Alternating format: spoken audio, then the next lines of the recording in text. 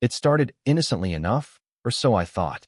I was in my garage in Crestview Pines, a quiet suburb just outside Raleigh, North Carolina, on a humid July evening in 2024, tightening the last bolt on my 2017 Harley-Davidson Road King.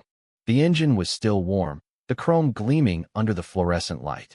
My name's Ethan Caldwell, and I'm a guy who keeps to himself, works as a legal consultant for community organizations, and figured moving to a nice neighborhood meant peace.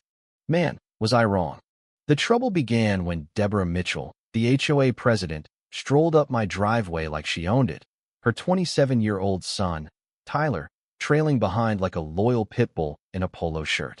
Deborah, 55, had the kind of polished look crisp navy blazer, heels clicking like they were announcing her arrival that screamed control freak.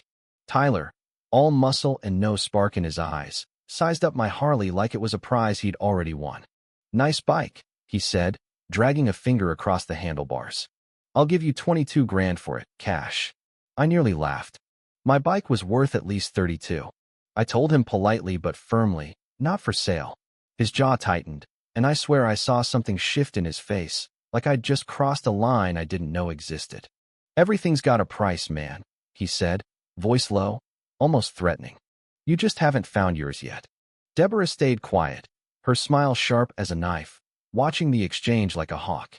When Tyler's subtle jab about neighborhood noise rules landed, she stepped forward, extending a manicured hand. "I'm Deborah Mitchell, HOA president. We'll be seeing more of each other, Ethan." Her tone wasn't friendly, it was a promise. Before leaving, she snapped a photo of my license plate, muttering, "You'll regret this." That night, I couldn't shake the feeling I'd just made enemies I didn't even understand. The next morning, I woke to a notification from the Crestview Pines community app. Tyler had posted a picture of my Harley with the caption, "This bike's a noise nuisance. Owner refuses to respect community standards." The post had 15 likes and comments piling on about how motorcycles don't belong in family neighborhoods. People I'd waved to for years were suddenly painting me as the bad guy, all because I wouldn't sell my bike for a lowball offer. By noon, my phone rang. "This is Deborah Mitchell," came her crisp voice. "We've had concerns about your vehicle violating noise ordinances." I pointed out there were no formal complaints. "That could change quickly," she said and hung up. I stood in my driveway, stunned, wondering if this was really about a motorcycle or something bigger. Within days, an official HOA violation notice was taped to my door. $200 for excessive noise from a date I wasn't even home. I'd been in Charlotte for work. Then came more. $150 for improper parking. My bike was allegedly 6 inches over some imaginary line. $100 for aesthetic noncompliance. It didn't match the neighborhood's visual harmony. And $300 for disruptive maintenance. The notices were professional, with letterhead and timestamps, citing bylaws I'd never seen. My gut, trained from years of sniffing out fraud, told me this wasn't just harassment, it was a setup. Deborah was building a case, and it felt like she'd done this before. Then the cops showed up. 2 squad cars rolled into my driveway while I was holding a wrench, still greasy from working on my bike. "We got a call about threatening behavior," one officer said, eyeing my Harley like it was evidence. They left after 15 minutes, clearly confused, but the message was clear. Deborah could summon law enforcement with a phone call. I was on her radar, and she wasn't playing small. The harassment ramped up. A cease and desist letter arrived, demanding I remove my bike from my own parking spot within 72 hours or face escalating enforcement. Deborah stood on my doorstep, clipboard in hand, delivering the news like a judge. "Legal rights don't override community standards, Mr. Caldwell," she said, scribbling notes. I pointed out the violations were based on lies. I wasn't even home for half the cited incidents. She just smiled and said, "File a dispute if you want, but penalties stand." It wasn't about rules anymore. It was about power. My neighbor, Sam Rivera, pulled me aside one day, looking nervous. "Deborah's been door to door with a petition about your bike," he whispered. "Most folks are signing without reading the fine print. You're braver than the last guy. He lasted a month before he sold his place and left." My stomach dropped. "What happened to him?" I asked. Sam shrugged, eyes darting. "Not worth the fight." That's when I realized this wasn't just about me. Deborah had a playbook for running people out of Crestview Pines. I dove into research, using skills from years of investigating shady nonprofits. Public records showed a pattern. Residents hit with escalating fines until they paid up or moved. HOA financials, which I had to fight to access, revealed payments of $2,500 to $4,000 a month to Tyler's company, Pinnacle Services LLC, for landscaping and security upgrades. That never happened. Over 2 years, they'd pocketed over $50,000.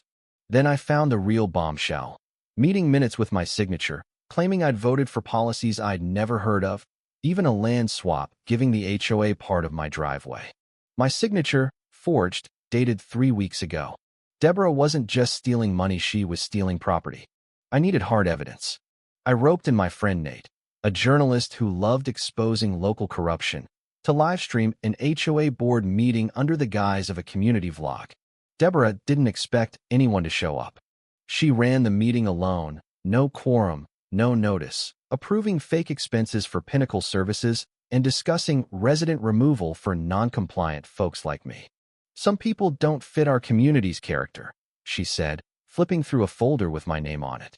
When she spotted Nate's camera, she snapped, "Recordings not allowed," and lunged for it, knocking over papers, bank slips, and invoices, tying her to Tyler's scam. Nate kept filming. We had her. But Deborah fought dirty.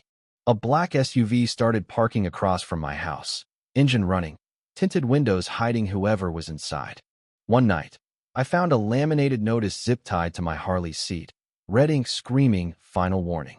Someone had been on my property, close enough to touch my bike. Then my mailbox was pried open, all my mail gone except a map of my lot with red XS on my house and garage. No words, just a threat. My ally Sam suddenly flew an HOA flag on his porch, avoiding my eyes. Deborah was turning my neighbors against me, isolating me. She didn't stop there. A complaint hit the state licensing board, accusing me of abusing my legal credentials to harass HOA officials. It was a direct attack on my career. Then came an anonymous photo of me in my kitchen, taken at night through my window. I was washing dishes, oblivious to the camera. Deborah wasn't just breaking rules, she was crossing into federal crimes: mail theft, identity theft, vandalism. I called my old colleague, prosecutor Laura Bennett, who'd taken down corrupt officials before. "This is textbook fraud," she said, reviewing my evidence. "Document everything." She'll get desperate. Desperate she got. I took my case to a town hall meeting, sliding a folder of evidence-forged signatures, fake invoices, Nate's video across the table to the district clerk. Deborah's face went from confusion to fury as she realized what was happening. She stormed out, but not before shooting me a look that promised hell. Within days, the FBI was in Crestview Pines, photographing the community center. The state attorney general launched a probe into mail fraud, wire fraud, and conspiracy. Deborah's empire was crumbling. The public hearing was electric. The community center overflowed with residents, federal agents, and reporters. The clerk read my report, detailing $250,000 in fraud over 4 years. Deborah, stripped of her power suit, looked small in a plain dress, hands shaking as she denied everything. Bookkeeping errors, she claimed. Then Sam stood up, playing a recording of Deborah instructing board members on how to make troublemakers disappear with fake violations and surveillance. The room gasped. Her own voice betrayed her, admitting to a calculated campaign to control the neighborhood. She knocked over her chair and fled, her HOA badge still pinned to her blazer, a pathetic symbol of her fallen reign. The kicker? Tyler vanished the night before, dissolving Pinnacle Services, liquidating accounts, and skipping town. Deborah faced the music alone charges of mail fraud, identity theft, and conspiracy, with up to 20 years in prison looming. The HOA board was dissolved, replaced by a court-appointed administrator. I sat on my porch, my Harley gleaming, but the victory felt heavy. How many others misses? Larson, forced to sell her home. The Patel family, fined for their Diwali decorations, had suffered because no one fought back sooner. The neighborhood's healing now, but trust is fractured. A new board's forming, and people are speaking up, but Deborah's poison lingers. An envelope slipped under my door last week, a thank you note from a family she'd driven out. Maybe justice only arrives when someone drags it into the light. What would you have done in my shoes? Would you have sold the bike and walked away, or fought like hell knowing the cost? How far would you go to expose corruption in your own backyard? Drop your thoughts below, hit that like button if this got your blood pumping, and subscribe if you're ready for more stories that hit hard.